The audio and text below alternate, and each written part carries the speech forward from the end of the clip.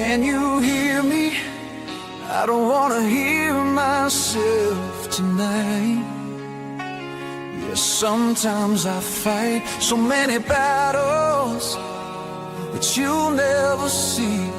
And I know you've been fighting too, just like me. There's no place we can go where our hearts stay whole.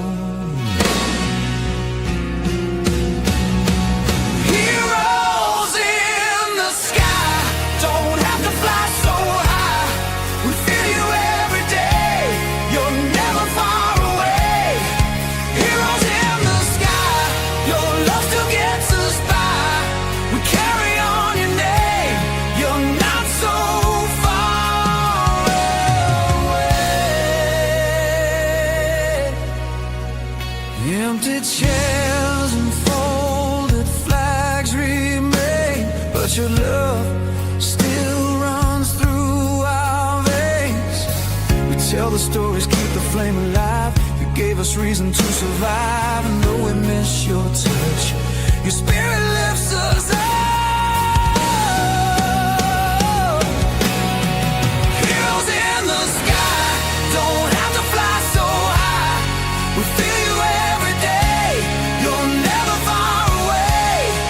Heroes in the sky, your love still gets us by.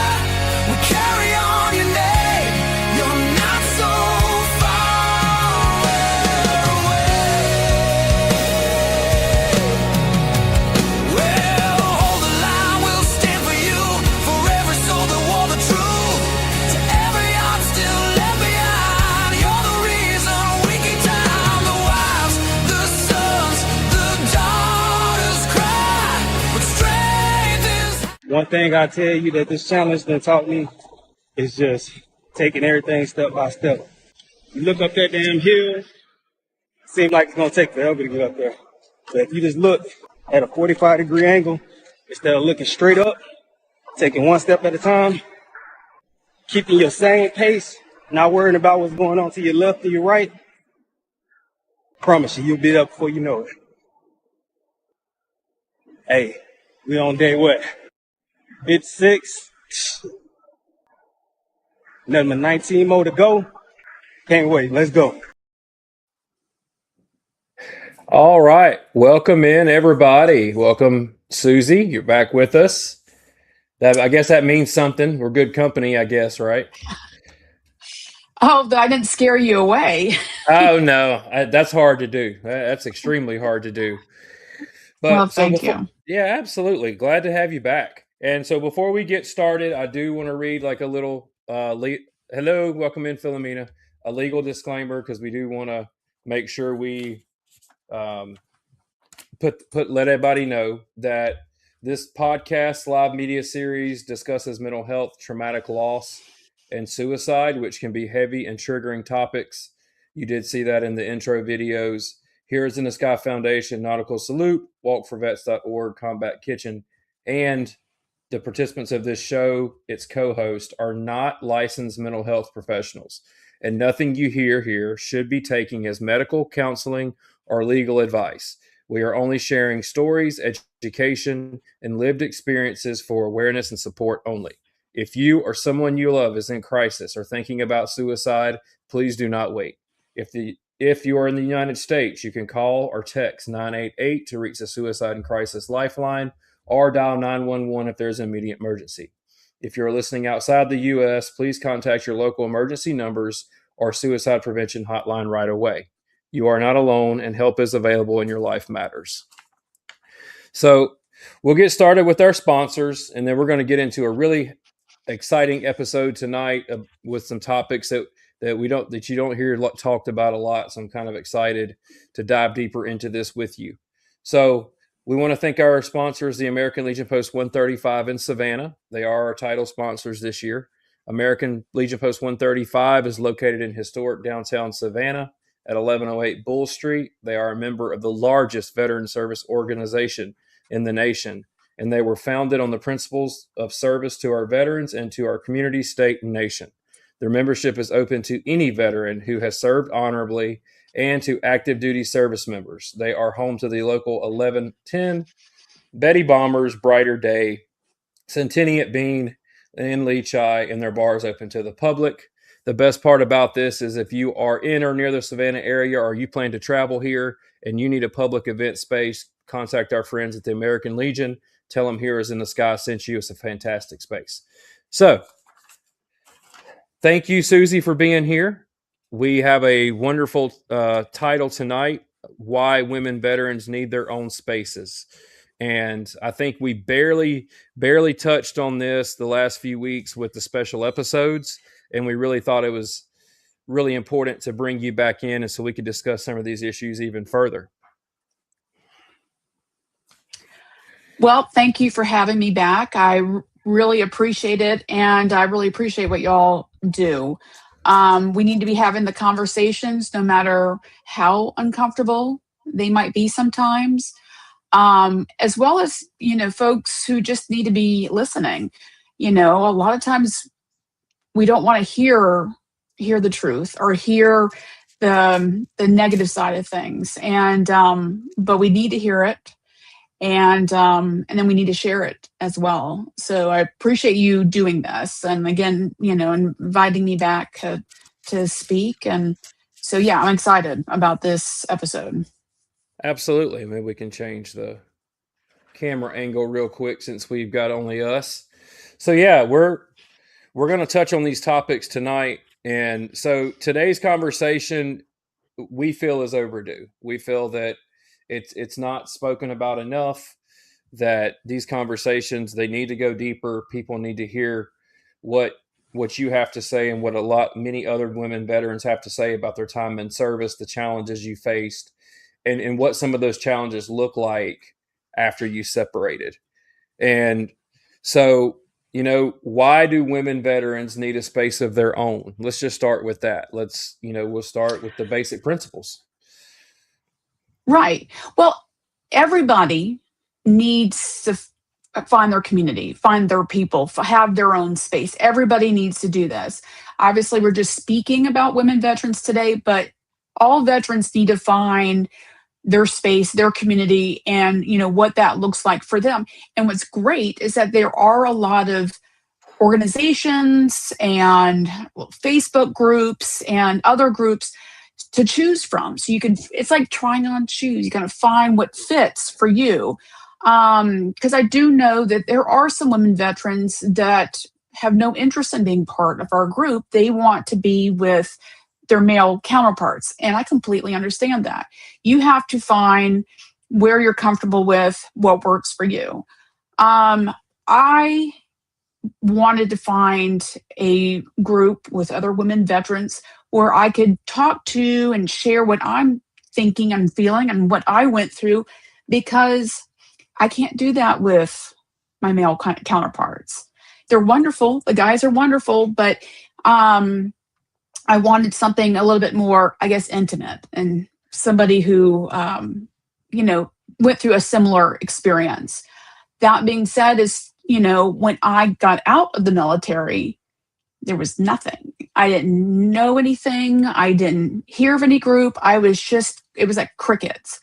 I was with the Georgia Air National Guard, and, went through I don't even remember out processing. I really don't remember what that was like. But I just remember I guess I was expecting, this is not the right word, fanfare, not the right, but I expected something because it was such a big deal to join the military and to be in the military. I kind of thought there was going to be a bookend to that. There was going to be something about getting out and kind of like, oh, you got these options. And I didn't know of any options. I didn't know what was out there.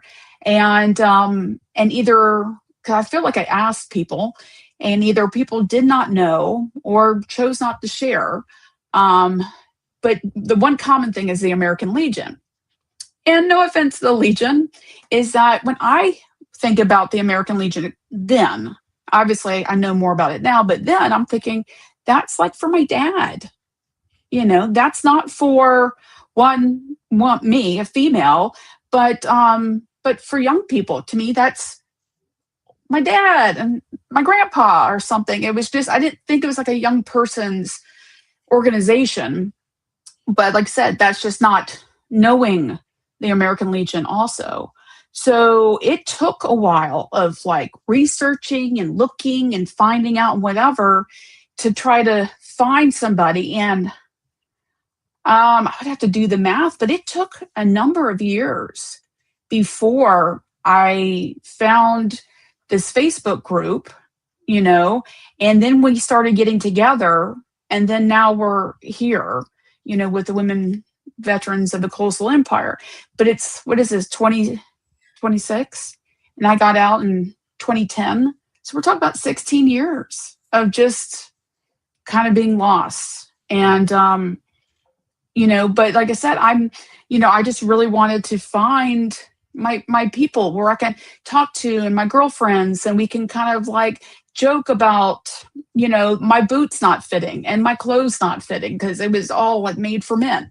You know, my steel-toed boots that I wore in combat were men's shoes. And I have long feet, but I got narrow feet. So now I have feet problems because I never had women's shoes. But to share those stories and to other women say, yeah, this is what I went through, what was going on. So I missed that. But again, when I found my group and I started hearing all the different stories, I'm like, oh my God, the things that were going on. And that also motivated me thinking, okay, I want to help. How can I help my women vets who are out?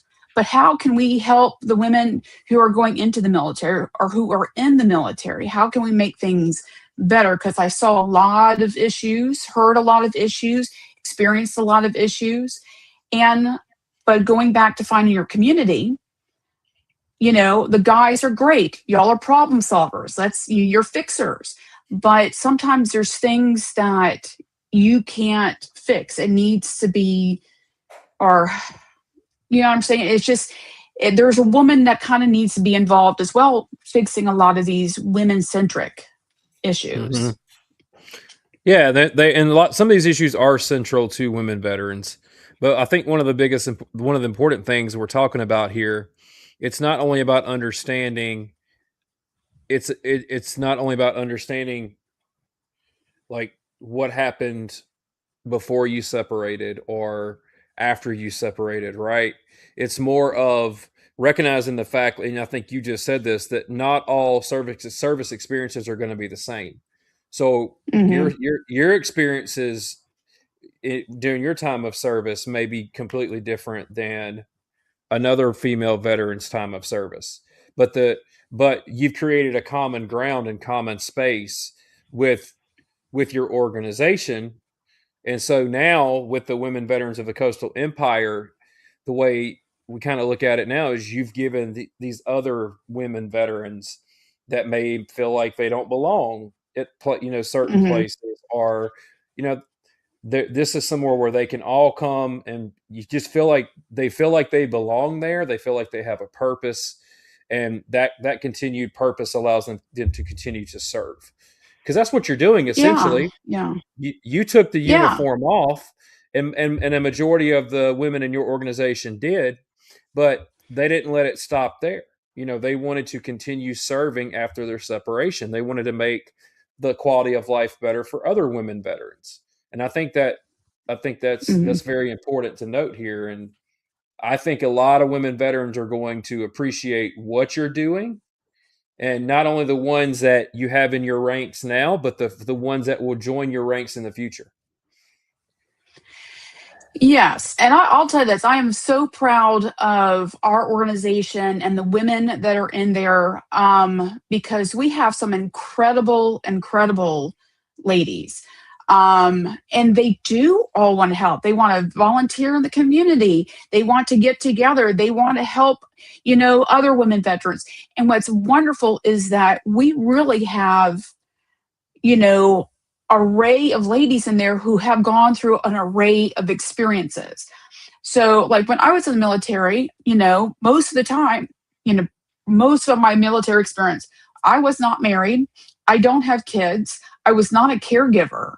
but we do have ladies that were married, that were our moms and caregivers, or they were all of that at the same time, or they had different, experiences. So, if I can't speak on having a child and being in the military, but we have lots of ladies who can. And but that's so what's great about finding your community, because you can find somebody in there that knows what you're going through or what you went through. And like I said, it's not always the case in other groups. So, and we do have ladies in our group that are also members of other organizations. And I think that's fantastic. Whatever you can find your community and what fills those gaps, those needs, I think it's wonderful to do. And that's one of our many goals is to fill the gaps. And right now there are a lot of gaps, especially with women's health. There's a lot of gaps to fill. So that's what our focus is on moving forward. Yeah, and absolutely. And, we're talking about non-traditional groups or non-traditional veteran environments where the traditional veteran environments are good for a lot of people. A lot of people will fall into those and feel like they have a place, but then certain challenges, certain demographics are going to present different issues for different people. And you have it set now with your organization where if a female veteran is in or has those issues, your group and your members of your group are well organized enough. What I guess I'm trying to say is to answer those questions for them where a male veteran cannot, or a male central veteran group, that you're going to have better answers for those female warriors because you understand the personal challenges of wearing the uniform, having that identity while you were in, and then partially losing some of your identity. Kind of you spoke when you got out. It wasn't what you expected. You didn't get that homecoming as you expected when you took the uniform off, and you can now relay that to these female veterans who are about to get out, or those who are still serving, and maybe give them a more defined purpose. Yes. And that is really, like I said, on the list of things that we want to accomplish with our group. That's one of the things are like, what does that look like? How can we help? Because recently, I was, in Atlanta, with a group, and we were talking about that, and we had active duty ladies there, and they're like, every time I think about getting out, I start to try to figure out what that looks like.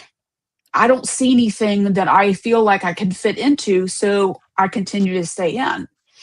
And part of it was brought up, and this was brought up actually by an Army recruiter, female, is that the out processing part of it, which I guess for them takes about a year or so, is that's lacking.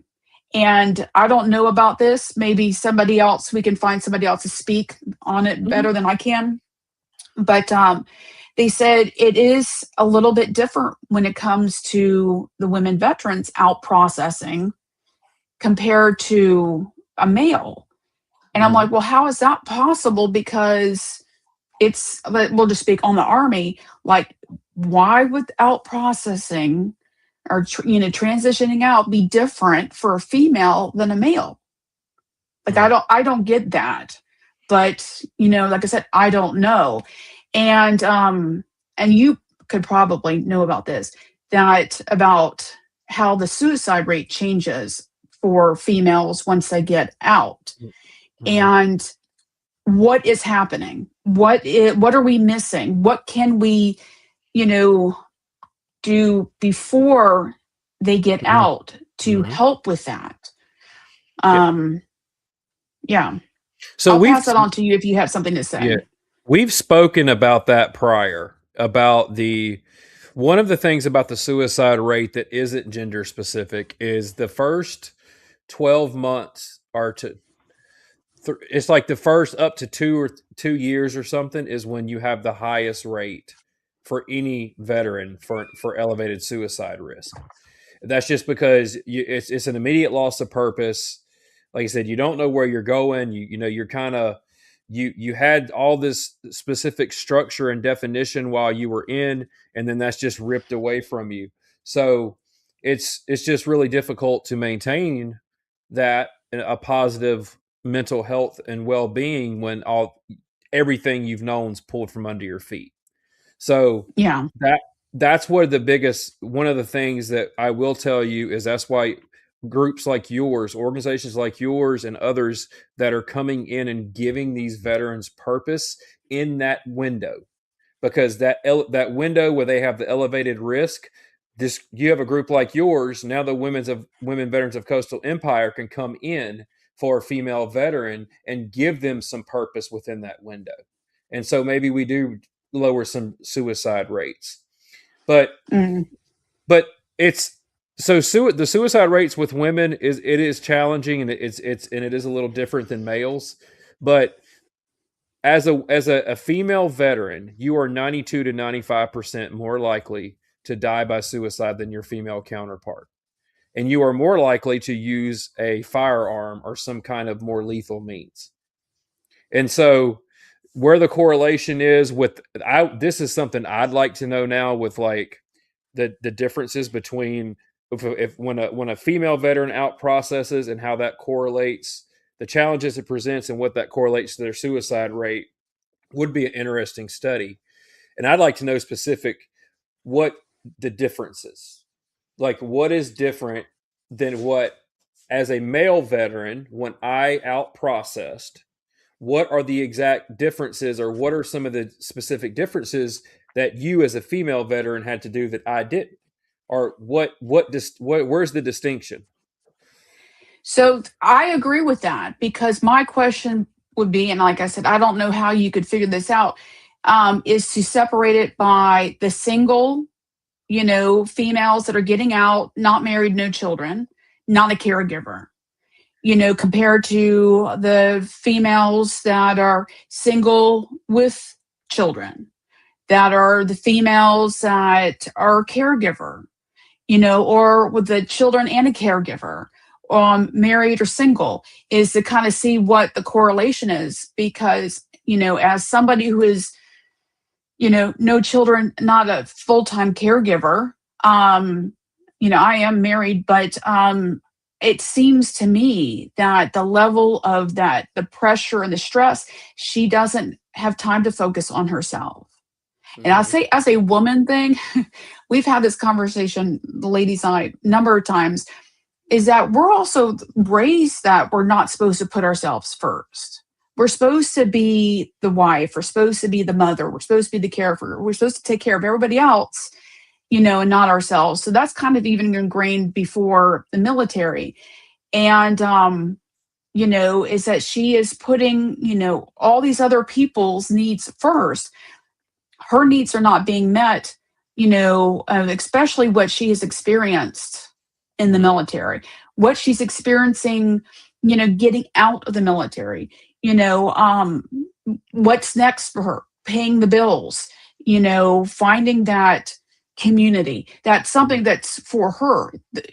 Are those needs not getting met? And so she starts to implode. I think overall there is a gap in any of the ranks when it comes to identifying the service members who are not who you are not retaining. So, your retention NCOs know who's not staying in 6 months out. They know who's not reenlisting. They know those demographics, kind of like you're talking about. Are they married? Are they single? Do they have kids? And so when you start talking about like the caregiver aspect and putting yourself last because that's what's expected of you, we need to start focusing more on programs and resources for any veteran getting out, but especially for the women veterans getting out in that most vulnerable time. Because that time when you first get out is when you really have to find who you are. That's your identity. Who am I as a wife? Who am I as a mother? Who am I as a person, right? But I don't think we're not doing enough to identify any of these demographics that we could be helping, because I just don't think chain of commands want to put that much effort and energy into it. I don't know, and that's just my opinion on it. Like, because Well, I agree with you. I agree with you. yeah, It's not in the SOP, no, the it's standard not. operating procedure. It's not in there, Yeah. about importance of Mm-hmm. self-care, Mm-hmm. and having these things in place, Right. 24/7, but then Right. also, transitioning out, Sure. and so again, back to with our group, that's one of the things that we want to do. Like, we have these ideas. It's the how to implement them has become a challenge, um, because we would love to be out at the bases or the posts and just say, hey, we exist. Here we are. You don't have to be out of the military to kind of join our group. We have folks that are still in who come and meet us we meet at least once a month for lunch somewhere in the Savannah. We meet from Port Wentworth to Sylvania down to Brunswick. That's our range, of Mm-hmm. meeting. And just come for lunch. We always on our website on the events page have it listed out. What are we doing? Where we're Yeah. meeting for lunch, if we're at an event, something like that. And so we always go to the website and come join us. Yeah. Come join us, come show up. Because we just want, folks to know that we are here, we exist. Um, and I'm not going to use my normal vocabulary because I'm going to say this is rated PG in a sense, but we have two rules in our group: not to be a jerk and not to act like a jerk. Right. Those are not the exact words, but everybody gets along Right. in our group, and that's what's important. Everybody's heard. Everybody gets a chance to speak. Everybody gets a chance to listen, and sometimes it's hard to listen. We have a lot to say, but again, one of the things in our group we want to do is to have a place where women veterans feel welcome, to feel comfortable, and to either come hang out. You can just sit there and not say a word, or you can come and just, be involved. And that's in hopes of for them to find that community, or maybe within our group speak to somebody and find a community that works for them. They don't, I'm not going to get my feelings hurt. I mean, maybe just a tad. But if they don't, they're like, well, this is what I want, but this group is not what I want. That's certainly fine. I would love, how can we help you find your people? Mm-hmm. Because between all of us, we know a group, we know different things that are out there. Thanks to the internet and all. But we need to change this, because really that's kind of what got me started is when I was learning more about the suicide rate. Oh, actually, short story, really quick. When I was in the Air Force, I had to teach a suicide awareness class. That was so awful, so embarrassing. The stuff that Air Force put together, it was just terrible. It was Mm-hmm. absolutely terrible. I'm like, this is it. This is what we have. Has to be redone. It was just a joke. And so I always wanted to do something different. I wanted always to make more of an impact and to help. Mm-hmm. And I love that you guys are doing this and that you exist. And we have a number of organizations, but I've always wanted to do something. And that's why if you have a community, maybe we can help with that, help prevent that. Right. Yeah, and it is about community, and it's about quality education. The example I always use is when we started this awareness for suicide, everyone used the number 22 a day, 22 a day. They even created a national moniker for 22 a day. And that was awesome in the beginning to start beginning awareness for the studies and to look at what was really happening within our ranks. But then you start to realize that just a moniker now, that it's actually 44 a day, or the numbers are underreported, and there's so many other factors that go into these suicide rates. But like you said, if that active chain of command is probably not going to want to put the most recent suicide rates out, or some of the factors that go into why the rates are climbing versus dropping. And so it's because Hmm. that's accountability that people probably don't want to talk about. And if you were questioning that however many years ago they wanted you to teach a class, can you imagine how much the statistics and information has changed with all the studies that have been done on veteran suicide since then, that people just don't know about, or we're not circulating it enough? And that's why it's important for us that we do our nationwide travel. And I like to say that when we travel with these battle vests, like you can kind of see in the back, and we dedicate them, people always love to hear the they love to hear the remembrance part. They love to hear, oh, you're remembering all these warriors. The part that people don't want to hear is when I start talking about the different suicide populations that are affected. So we break it down from women veterans to corrections officers to police officers to firefighters, because everyone should not fall under one blanket, because there's so Hmm. many different factors for every population. And that's what I really like about our education program. And I like the fact that now I'm seeing more and more organizations using 44 a day, and they're starting to use the studies that show the real numbers, not the ones that are manipulated, not the ones that are underreported, not the ones people don't want to talk about. They don't want to acknowledge the fact that these numbers are doubling and the reasons they're going up. So, but a lot of organizations these days, because of awareness like this, because of conversations like this, we're getting somewhere finally. And Yeah. it's important. It really is important. You know? Yeah, and having these podcasts are great because it's like you and I talking. It's more on a friendly level, and but we are not restricted because we're with some organization or with some government Mhm. organization. We're restricted to what we can and cannot say. And Mhm. because it's ridiculous, this is, those numbers, 22 a day was bad enough, Mhm. but to have it even more than that, double that, it's ridiculous. And, like what what what is happening and how we can change that, and that's something like I said, we want to do. But if we're restricted to talking about it, and Yeah. these larger organizations only stick with 22 or whatever, um, this is part of the problem. Yeah. And we've had that where we've had certain guests on, and those organizations didn't like that, or it made it all the way to the top of some of these organizations.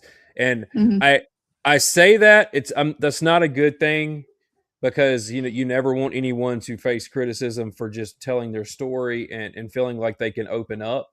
But on the other side of this, we are getting some kind of exposure at high levels of some of these admins. Because if they're hearing that and saying something about it, then I mean we're reaching people's ears. And Hmm. that's the way I look at it, is how many people can we reach? How many people now, how we reach these certain people, to me, if I reach it through it's something you want to hear, or it could be, well, I don't like hearing that, it's uncomfortable, but I know it's true. I don't it To me it doesn't matter how you hear it, because not everyone's going to like what you hear.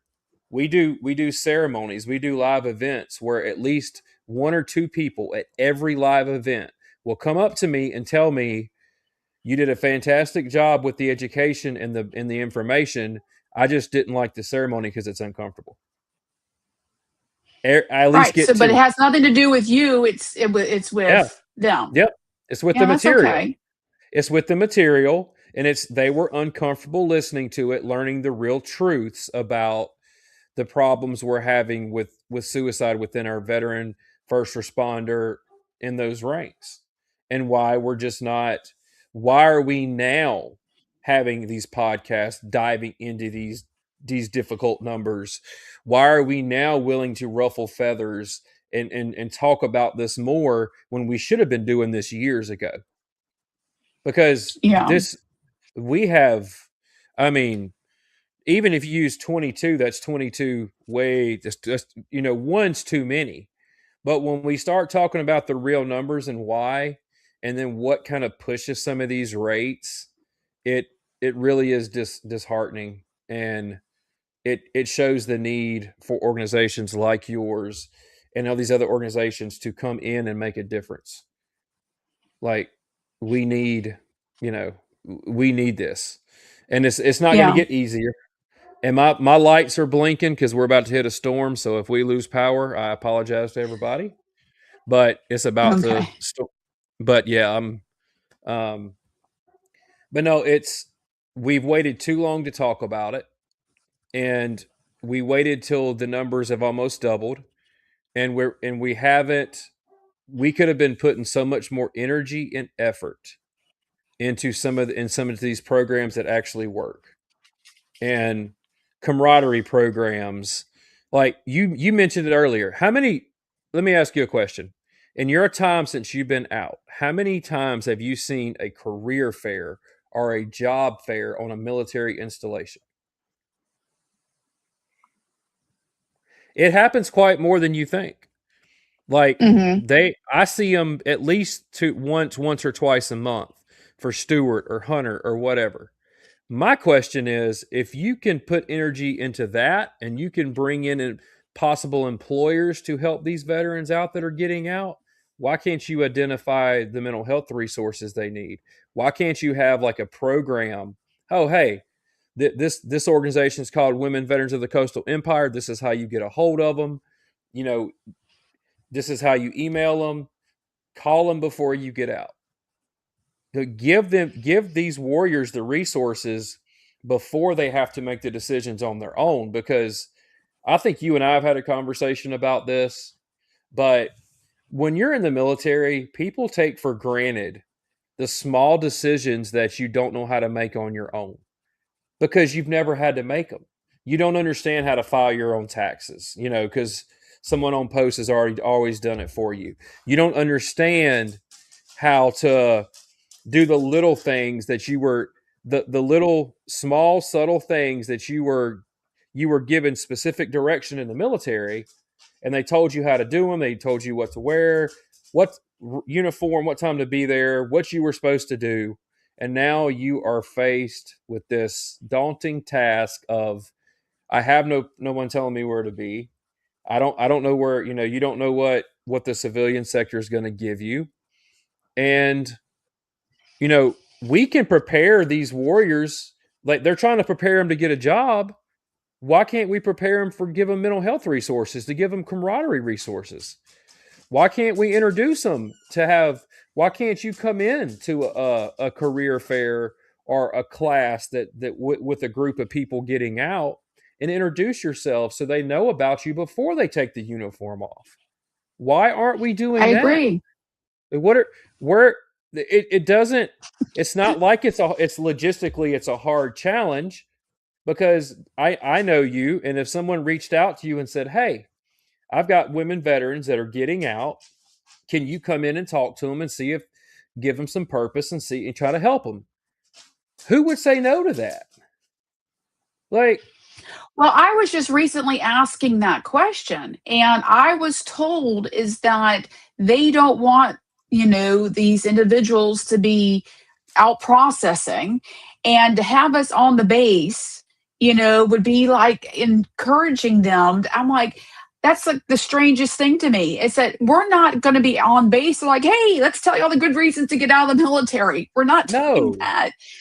no. We're just saying, hey, listen, if you're in, if you're out, whatever's what you're doing, we're just an organization that we get together for lunch. We volunteer in the community. We have other activities, and we always want to do fun things together. That's it. It's mainly because I have a wellness background. I'm thinking on that aspect, on the wellness, the part of being in the community, having that. So, and this is a strange conversation, but nobody can tell me why we can't get onto one of the onto Fort Stewart or onto Hunter. Yeah. It's just I don't. Like I said, I don't understand. Well, the problem Why? here is the logic doesn't make sense to me, and this is why. Hmm. You're not talking to a group of people who are retaining. I'm saying you identify those warriors who are getting out.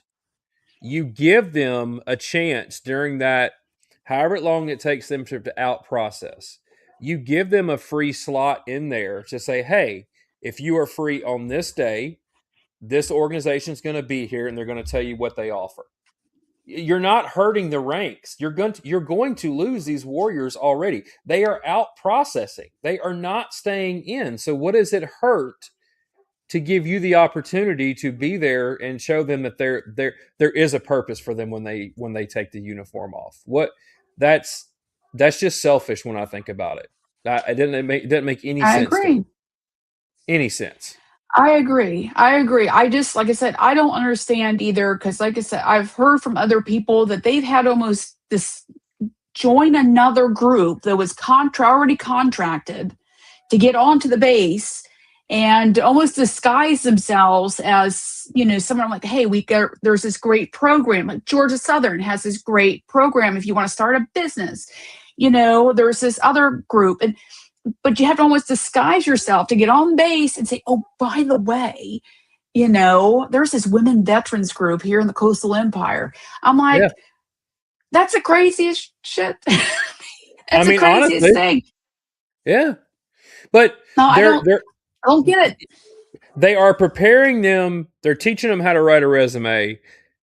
They're trying to prepare them professionally, but they're not trying to prepare them mentally.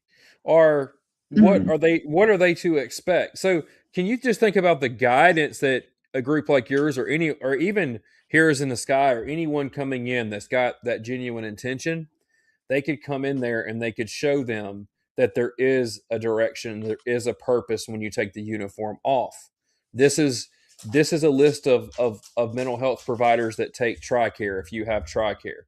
This is a list of mental health providers who take Chant VA if you're going to have Chant VA. This is a list of providers that you can take your family to if your wife or your partner is having a hard time adjusting to your separation. These the groups exist. They're within they're surrounding these military installations. They're everywhere, but we're not bringing them on. We're not giving these warriors who fought for this country, but then you train them how to be a warrior, but then you're not gonna show them that transition from a warrior to a civilian. And I think that's where we're failing people, because Definitely. we are significantly failing our warriors in that way. So we're going to take a quick commercial break and then we'll finish up.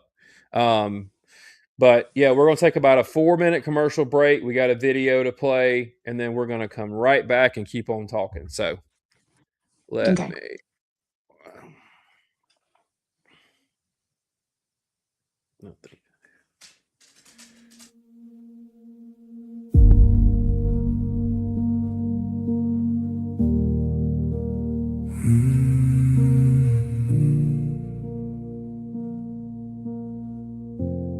We've been taught to keep it buried deep. Hold the line, don't let them see. Say I'm fine, just play the part while it's tearing at your heart. But the truth don't fade when it's locked away. It gets louder every single day. And the strongest ones you've ever known never meant to stand alone. If you're feeling it now, don't look away. There's power in the words you're scared to say. We're breaking the silence together right now. No more I'm fine, just to get through the crowd. We speak it out loud, we stand our ground. There's strength in the truth we finally found. You don't have to carry it all on your own. There's a place right here, you've got a home. If you're ready to talk, we're ready to hear.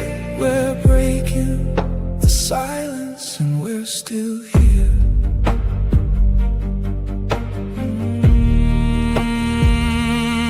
We're still here. Oh. This is for the ones who held it in, wore the weight beneath their skin. For the families trying to see what the silence used to be. We don't need perfect, we don't need clean. We need real, we need seen. Every story, every voice has the power to give someone a choice. Yeah, the hardest step is letting it show, but healing starts when we let it be known.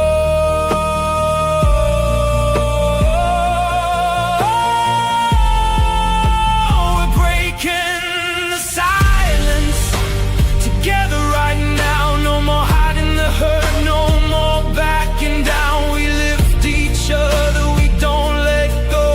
We fight for the ones who don't yet know. If you're ready to talk, we're already near. You're not alone, we're still here.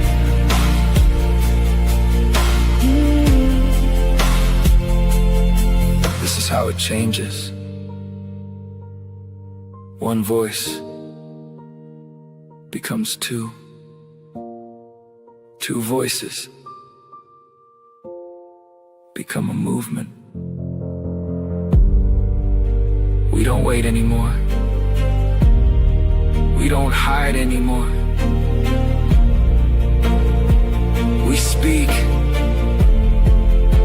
We're breaking the silence together tonight, turning pain into purpose, wrong into right. Through every story, through every tear, we're building a reason to stay right here. If you're reaching out, we won't let go.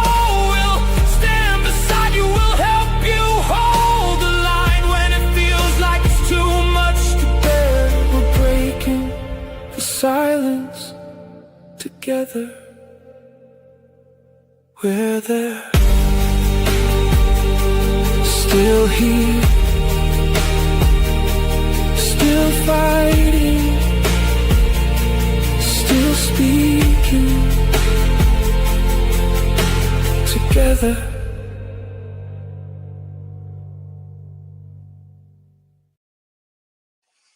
And we are back. So we wanted to introduce that because one of the things about this podcast is, yes, we are talking about sensitive topics and suicide and the effects of that, but we also have to highlight the community around us, the ones that allow us to continue our outreach, the ones that allow us to continue talking to people, pushing forward these missions that are needed. And so I wanted to put that together to thank not only your organization, but all the many other organizations that have came together and aligned with Heroes in the Sky, because we wouldn't be here without it. So I hope you like the little video segment of you in there. Very nice. Thank you so much. I actually took a picture when it came up. Yeah. I'm so proud. I love Our Lady. I love our group. Well, I've got that video I can send to you. So if you want a copy of the video, it's too easy. Definitely. So, but yeah, we do want to highlight the fact that the only way we're going to make a difference is our community. And I say that to lead into this. We talk about the women, any veteran getting out, but in this context, the women veterans, because that's what your organization's, that's your central focus, is the women veterans getting out that are in, being there for them. So how many female veterans do you think they don't feel like they're seen, they don't feel like they're heard, they don't feel like that how they're feeling is relevant, so they just don't speak up? Because I think that's happening a lot from when you take the uniform off and when you separate and then you come into the civilian world. Like you said, it took you 10 Mm. years to identify, which way you were going to go with the organization you wanted to start, your purpose, your direction. So if you face 10 years of uncertainty trying to figure that out, what does it look like for these female veterans getting out now? Um, that's a good. I hope with the internet and all Facebook and all that, I really hope that it's better, and then they know of these groups and all, but still there is that caution to join a group. There was the Georgia Military Women's GMW, their Facebook group. They have, oh God, I think 5,000 members. Um, that is a good starter group. That's where I kind of met everybody and stuff. Because they can go and you can be a watcher. You can just kind of watch. You can not participate if you want to or not have to. But you can kind of see what's happening, what everybody else is doing. With our group, again, like I would love to just need to market more that we do get together. Some groups do get together. But I have found within our group, we have a lot of people that kind of watch for a long time. And then they kind of either somebody says, hey, you're coming with me. We're going to do lunch, this month. And they're introduced that way or on their own. They show up and they kind of join us. And then they're quiet for a little bit, and that's okay. Our group is very boisterous and everybody has a lot to say. So sometimes it's a lot.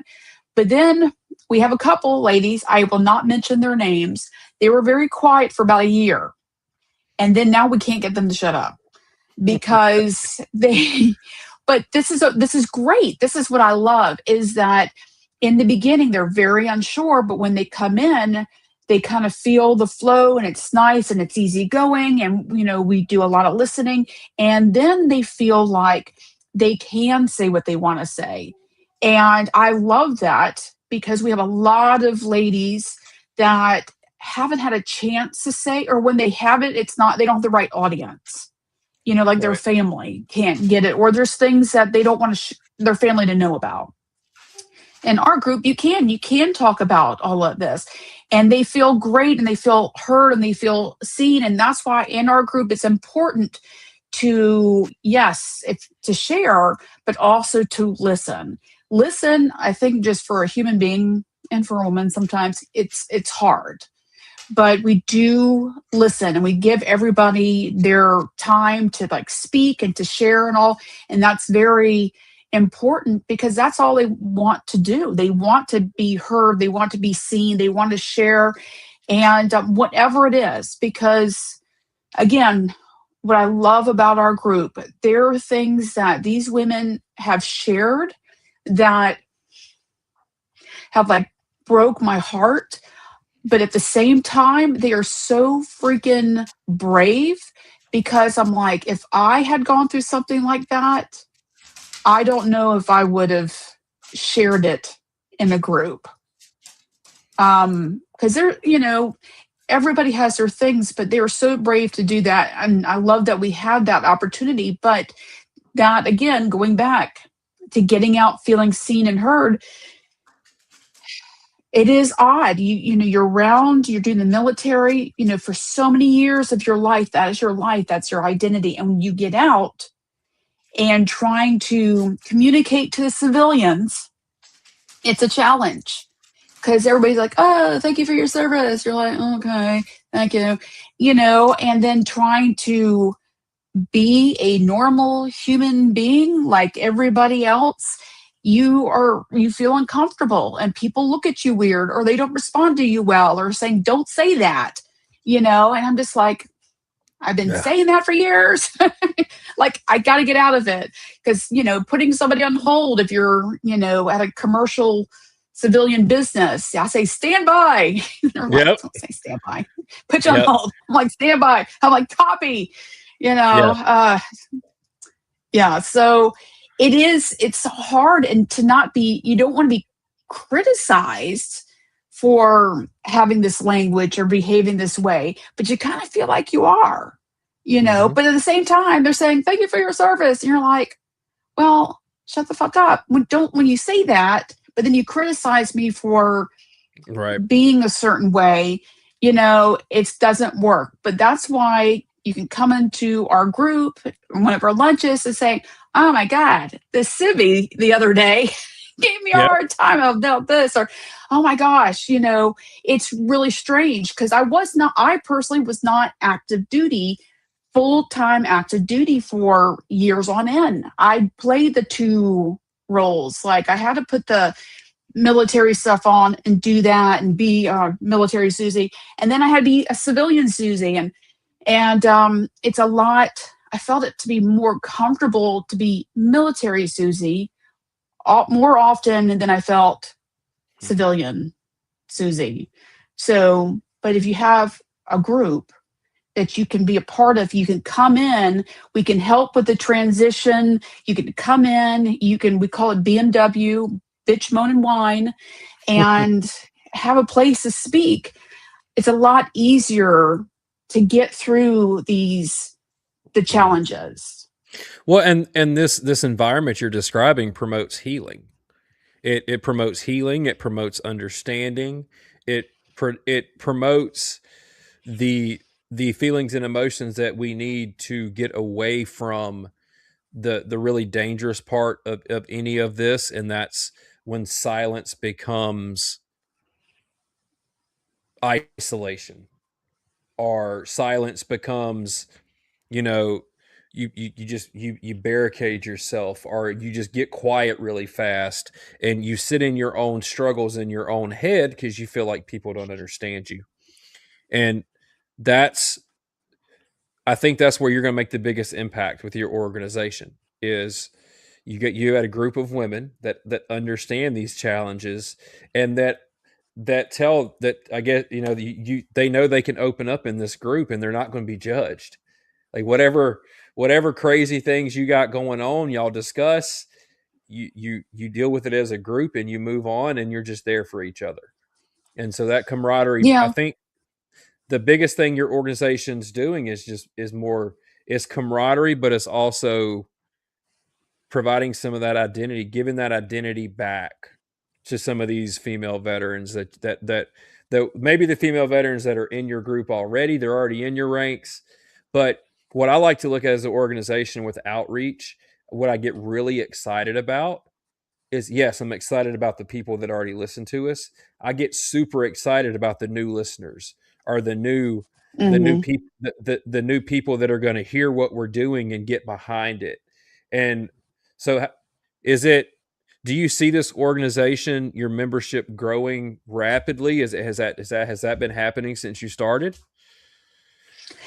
I don't look at it that way. I mean, we have at this point 188, but then people who actually are regulars, I guess you could say, each month, around, like, we have about 13 that get together for the lunch.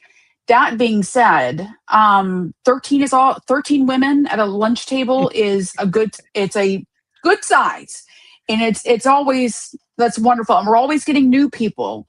That's why we also go down to Brunswick and Sylvania and, Port Wentworth and Thunderbolt and stuff, because we get ladies from the different areas and stuff. But and we haven't really promoted ourselves. We were, during the Veterans Day parade, I was on the news a couple of times, like 3 times, and we saw a spike of people joining, which was exciting. And, we're planning to do more where we're, going to be reaching out. But we just want to sure is that we have a solid foundation for our group. Like, who are we? What are we doing?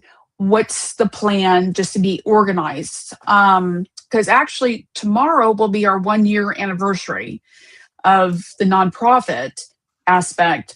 And, but we just want to make sure we have a good foundation, because I don't want anybody to feel lost, Yep. and not heard or missing out. I don't want to, anybody missing. Actually, our founder, Miss Janice Ward, we call her the Gandalf of our Facebook group, because she knows everybody. She knows what's going on. She knows these other women veteran groups that are either local or, somewhere throughout the states. And so she's very aware of what's happening. And she kind of lets me say, hey, we need to do this, or we need to check on this person. We need to go what's going on. Because she's always just kind of watching everything, which is wonderful. Because I never want anybody to kind of slip through the cracks in our group. That's why we're very meticulous about making sure that everybody is heard or listened to. But so far, I feel like we're doing that well. And then now we're going to start advertising, I guess advertising, not the best word, but getting out there more so we can get to the active duty groups. Because like we were talking about earlier, is we want to get them when they're in to say, hey, if you ever need to talk to somebody, if you ever wanted to, like say BMW, Bitch, Moan and Wine, said, come join us, we'll listen, we'll understand, we'll help you out. And that's also with the networking aspect, is that, okay, what are you looking for? What do you want to do? What's happening? So when they do decide to get out, okay, what's the plan? How can we help, with the kids or with the caregiving or with the job, or where do you want to, now we have a network of other women veteran organizations that we can make sure that they're getting everything they need. And so we're working to implement that, but we need to get out on the bases, in the posts and all, to let them know that we exist and we're very warm and fuzzy. Right. Well, we wore the suit, but we're cool now. We're not, doing the whole military bearing. Well, the whole marketability thing, you have to, for your outreach to reach its potential, you need to be on bases. You need to be talking to these warriors to, maybe 4 or 5 months before they get out. And I would like to say that maybe there's a movement we can work towards together, but I know the challenges here is in the sky has had about participation on active military bases has been difficult. It's just lack of accountability. They don't want to put the energy and effort into it. But I don't think that should stop us. I think at some point we just have to keep on pushing. And the goal is one day we'll see the women veterans of the Coastal Empire and some of these, maybe, they have them go to a career fair. You're already trying to take care of them when they get out. Have a table at a career fair so they can come up and talk to you, and they can know that, hey, well, I don't have to lose my entire identity once I take the uniform off. Like there's an organization right here that does this, and this, and that's what I need. Yeah.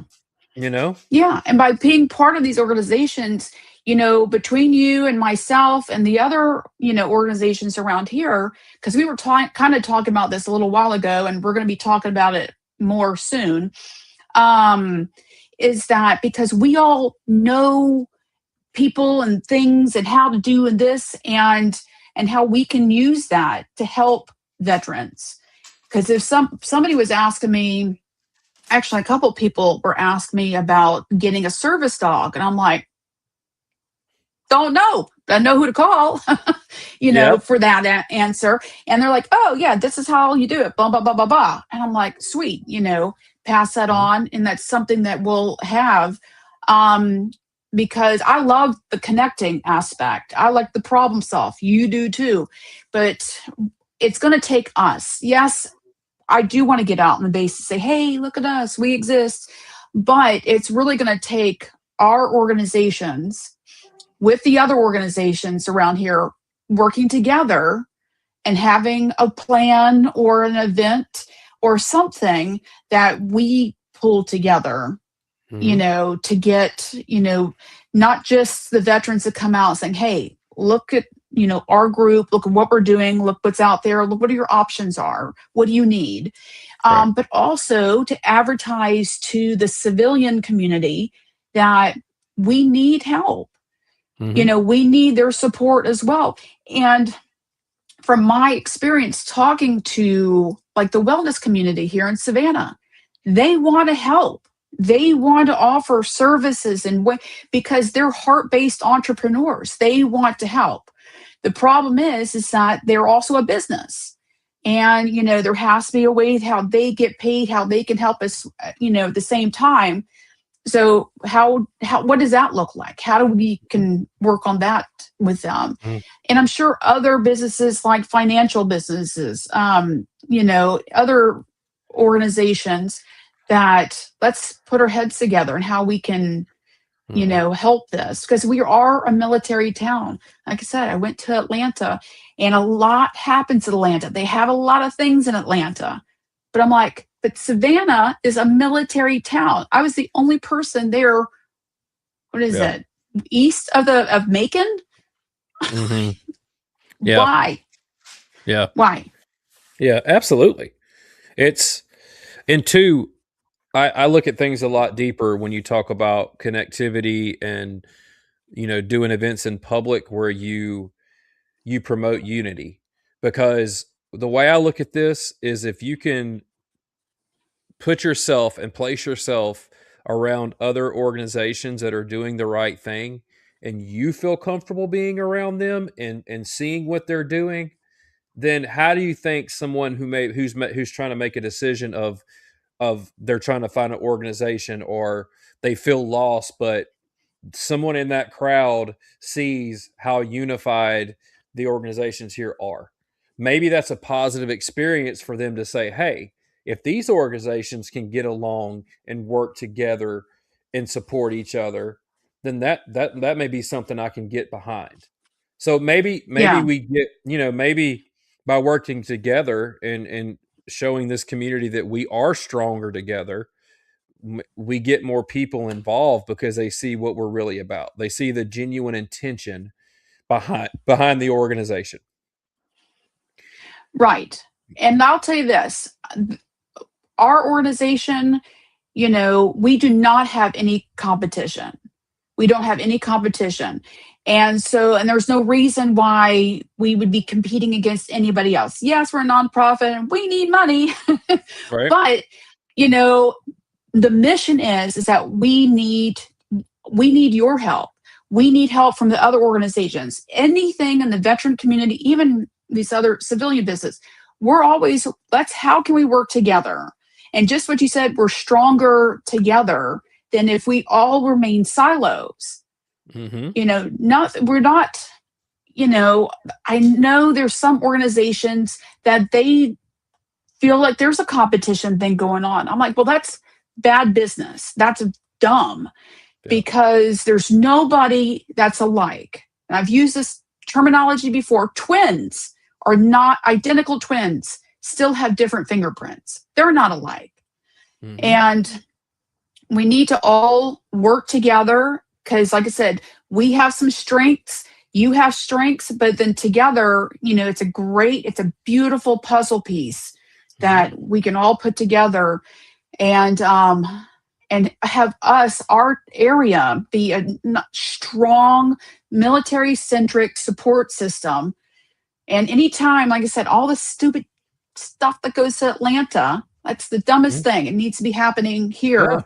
And on that note, like I was speaking the other night, there's a women veterans conference coming here, national conference coming here next month.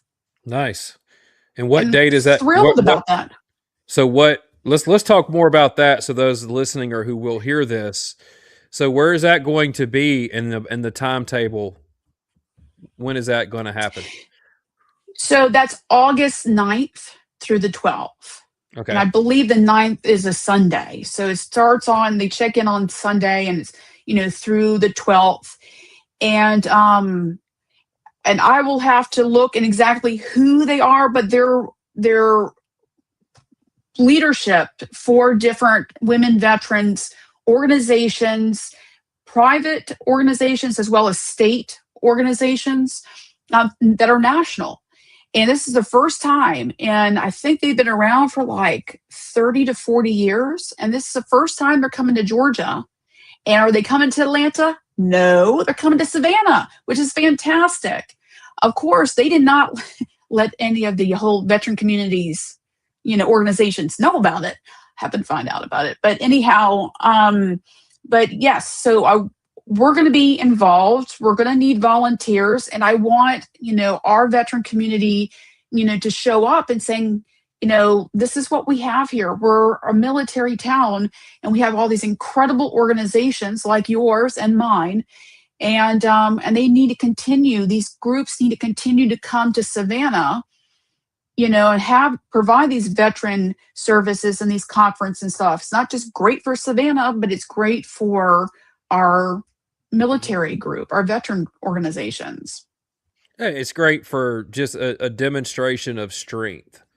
And Yeah. if you produce that community where veterans getting out know there's organizations there, they feel comfortable in those organizations. And here's the thing I say: how do you make yourself? How does one become comfortable with what your organization does? There's only one way to do that, and that's boots on the ground. These people getting out, their veterans getting out, need to see firsthand what your organization is about. What are you doing? Like, what are you doing for the veterans? And even you have to look as a financial aspect. Are the donated funds going to where they're supposed to? Are they going to the mission centric, where like a nonprofit should be? Because we know there's others that don't. And then there's all these little factors that people see that they use to make a determination if they're going to support your organization, whether that be there with their volunteering, their physical presence, or financially. But that starts with exactly what you're talking about: strength in community and being there for each other. Our organizations backing each other up in this community and being there for each other, not fighting each other, not competing Mhm. against each other, but really supporting each other, and wherever that might be. And it takes one, and then you get another organization to work, and then you keep building that chain. And then by the time you know it, Mhm. you've got, you hopefully have a very large or somewhat growing veteran support network, where exactly like you just said, if I have a female veteran reach out to me that's in trouble, if it's something that I may not, Heroes in the Sky may not can handle, I can say, hey, you know what though? Let me connect you to Women Veterans of the Coastal Empire, and they'll take care of you. Because our organizations aren't going to have all the answers all the time, but if we know who does have the answers, we can continue that process of supporting other organizations. Well, we go back to filling the gap, because there's gaps that need to be filled that maybe someday we will be able to fill as many as that we can. But like I said, other organizations could fill that gap. And that's all I want to do. I just want to make sure that all of our veterans are seen, are heard. They have solution. They have somebody to call, somebody to talk to. That we're taking care of all this, because anytime that I hear of a veteran, who commits suicide, excuse my language, but I'm like, what happened? Mm-hmm. What happened? Like, how did we miss that? And I'm no offense, I'm tired of like the triage. I feel like if we could have preventative measures in place to at least get the numbers down, help, or do something. But I feel like there's times that we have a lot of good things that you are doing, we're all doing, but then, when something happens, my heart breaks. Like, we all get upset and we're like, what happened? Like, how did we miss that? Especially if this individual is already in the veteran community. Right. Like, Yeah. what happened? Because they're in the community. They're part of one of the organizations.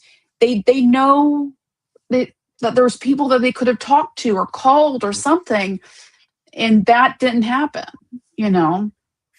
There's various organizations we work with that's what happened.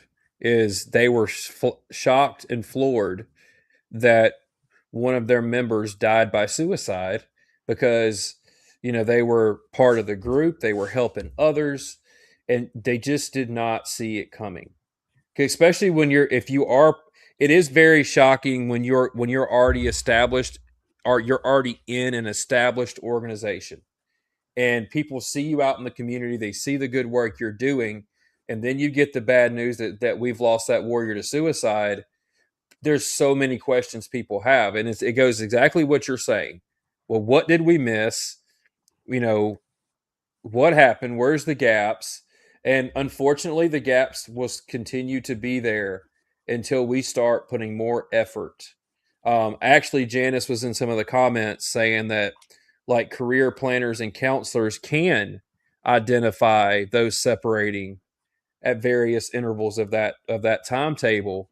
So if they can identify that, then why don't we go ahead and get them, okay, in 6 months, we know this person's getting out in 6 months. Like I said earlier, here's a list of all the mental health providers in your area that take TRICARE. They take Chant VA. Find, and give them the information they need to find the ones they need to be comfortable. Like, because maybe the first resource you go to or you call, maybe that doesn't work for you. Maybe you need something more.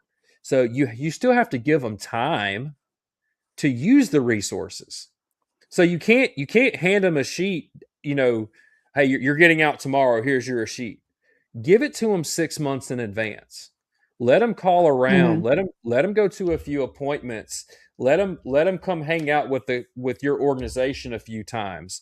Give them some time to build some rapport and feel comfortable there.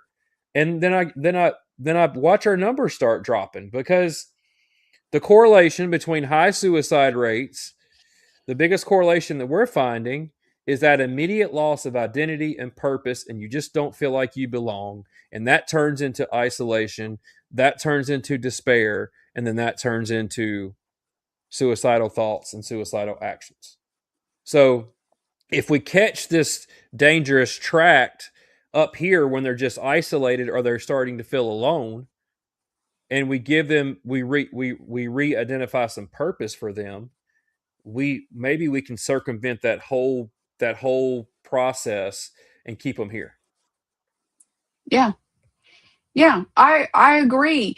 I'm like, whatever, we can do to kind of help that, you know, um, I just I just want I want the best for everybody, and I want everybody to be happy and to be excited about getting out and starting the next chapter of their life, and not to kind of just, fall off in the end.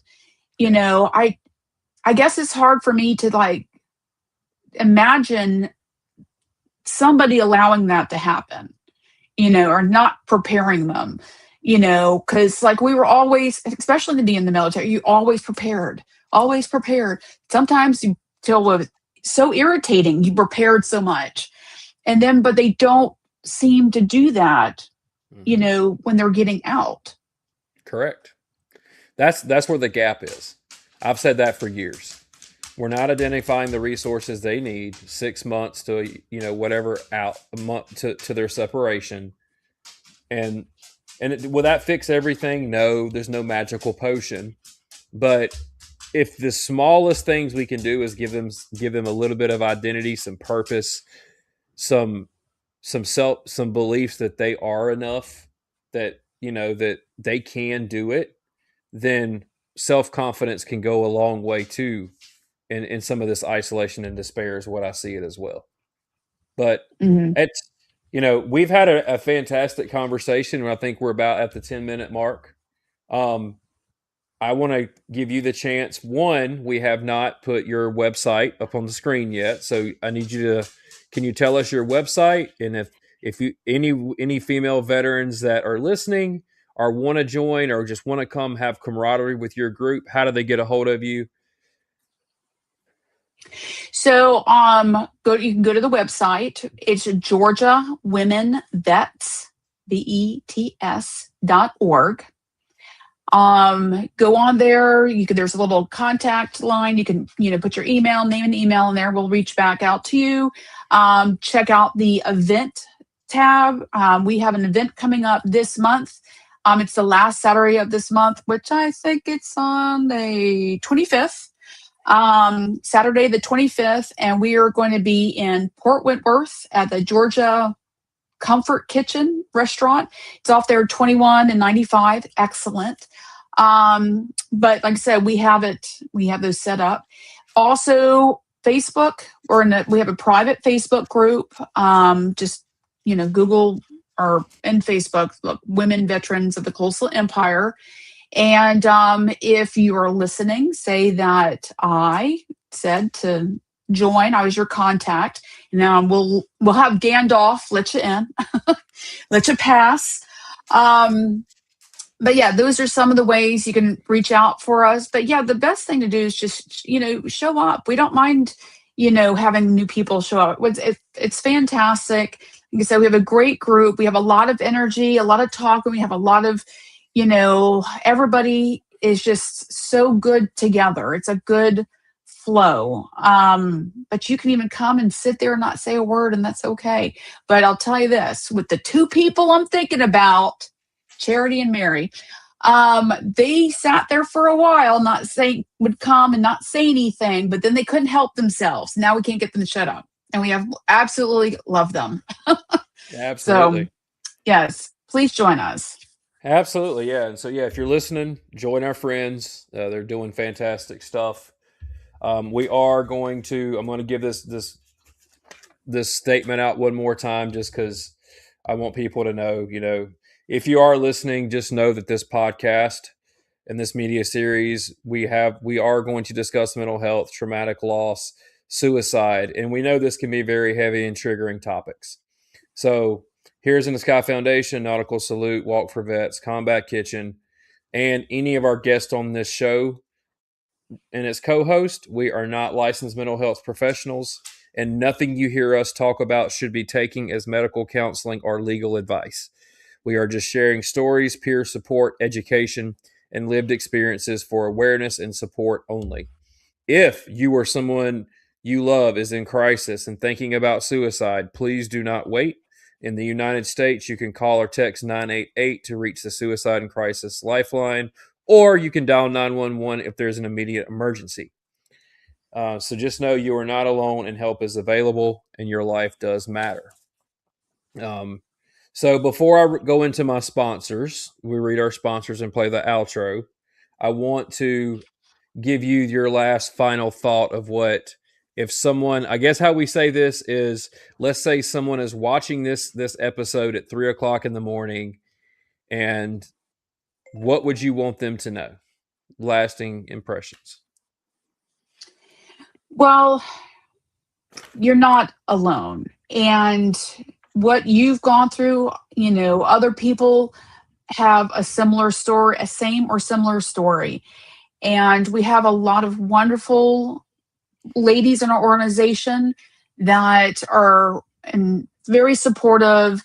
We have a great environment. It's a very safe and private environment too.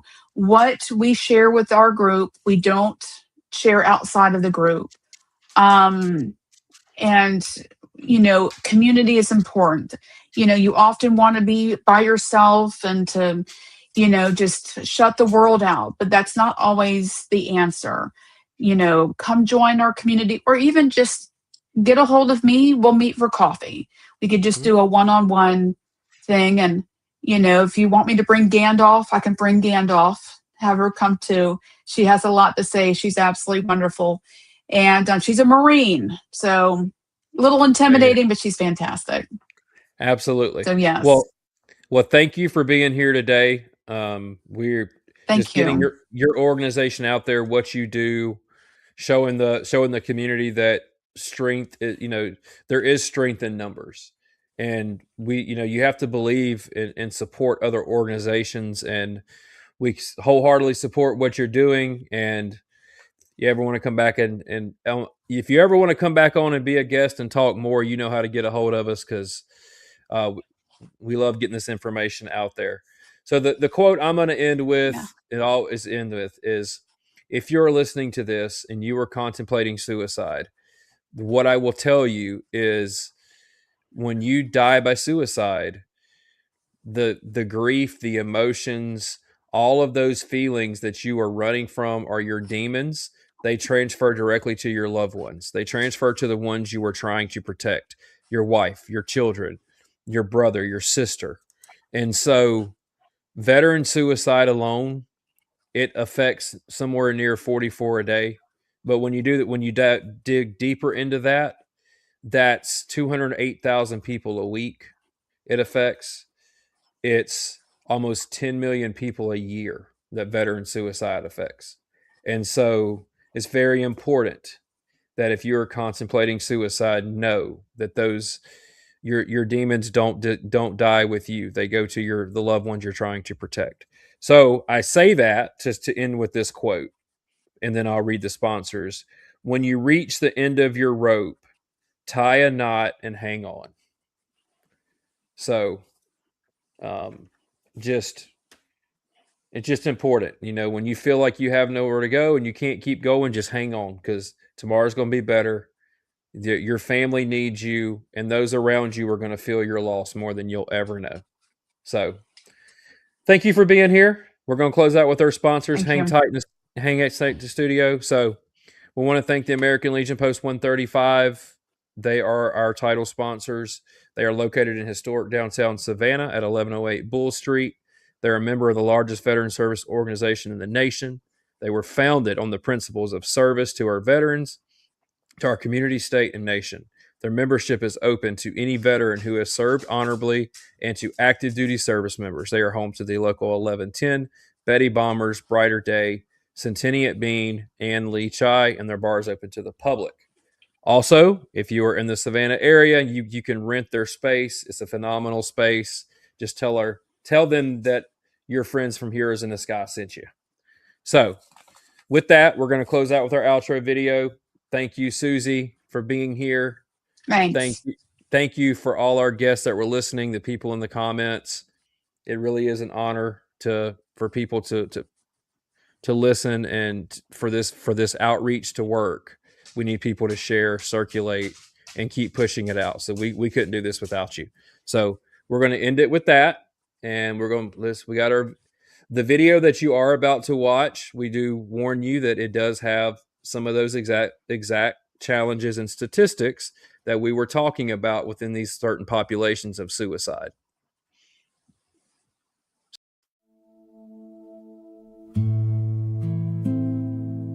I used to think healing was supposed to sound heroic,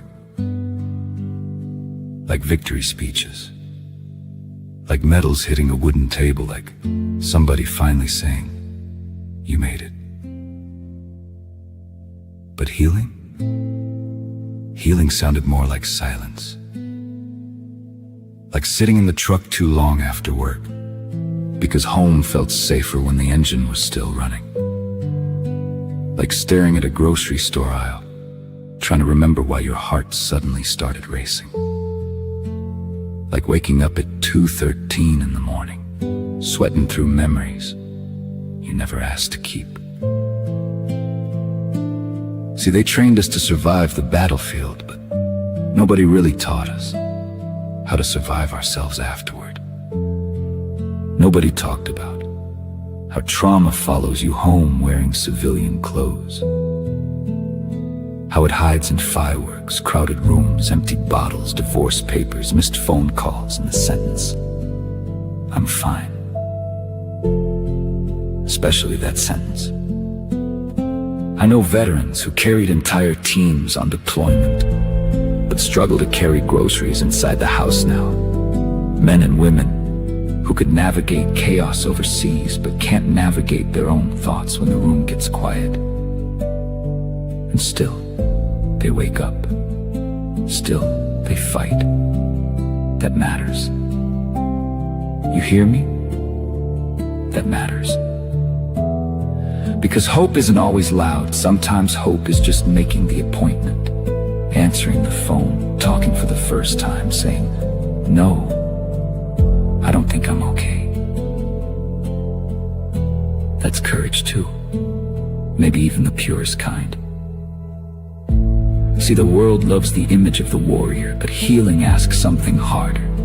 It asks the warrior to become human again, to let people in, to trust again, to stop apologizing for wounds nobody can see. And that process, it's ugly sometimes. There are setbacks, bad nights, anger that shows up uninvited, days where depression feels heavier than body armor ever did. But there are also moments, small moments, where light gets through. A kid's laugh, a sunrise after a sleepless night, brothers and sisters sitting around a table finally telling the truth, a stranger saying, "Me too." That's where healing begins. Not in pretending the trauma never happened, but in realizing the trauma doesn't get to write the ending.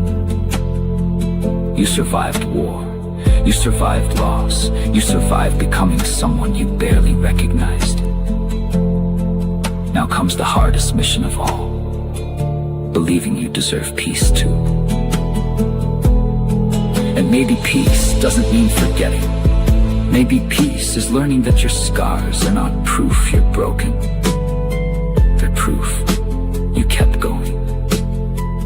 So to every veteran still fighting battles nobody sees,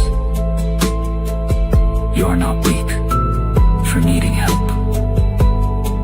You are not forgotten. And your story, it is not over.